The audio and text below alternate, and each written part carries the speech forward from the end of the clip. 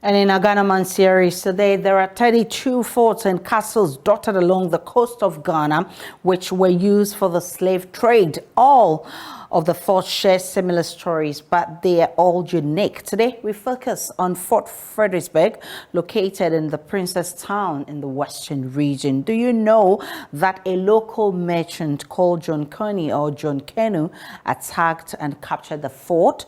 John Canoe is celebrated in the Caribbean for his bravery. In today's series of Ghana Month, Kojo Yangson sits down with the Western Regional Director of the Museum and Monuments Board, Kwesi Isil Blankson, for some good history lessons. Mr. Blankson. Yes, my good friend. How are you doing? Where have you brought us? I can hardly believe we are still in Ghana. Yes, we are. This is beautiful. Yeah. Fort Fredericksburg. Fredericksburg.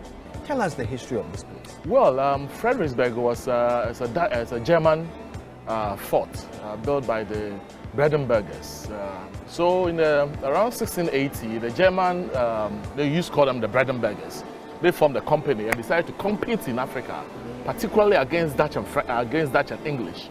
And so they targeted areas where the English and the Dutch were strong or relatively strong, and then pushed their territories there. And so in 1630, they sent an emissary to the king of, they call it Pekusu, who was the king of the area, to seek property for this. And they traded in it for about 33 years and eventually sold it to the Dutch.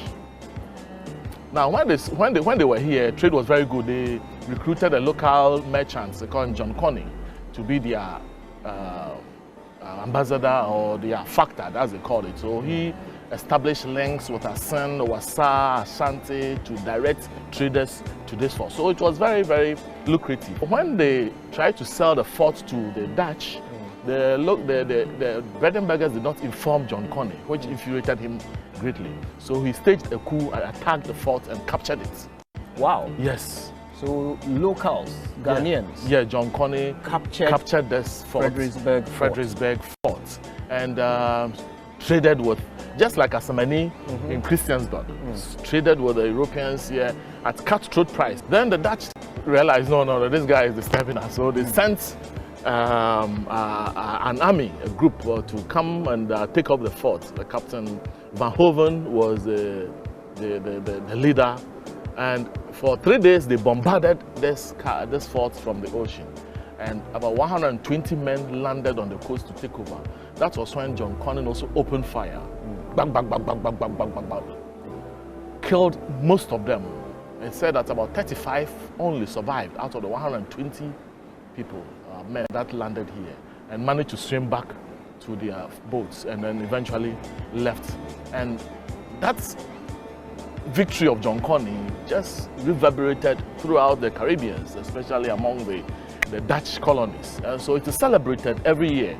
Yes, in what has become as the John Canoe Festival. You know, it's an international festival. You can Google it and look for it. John Coney Festival. John Coney. Now they call it John Canoe, C-A-N-O, like canoe. Oh, John right. Canoe. Okay. John Coney can also come up with it. So John Coney's Festival. It is celebrated in the Caribbean. Why are the exploits of John Coney celebrated in other parts of the world but not here in Ghana? Well, because probably we have not established that fact. We have not let people know. In fact, when we went to the chief, he said some Jamaicans were coming here early this month, remember? I'm sure this was linked to that because they see him as a hero.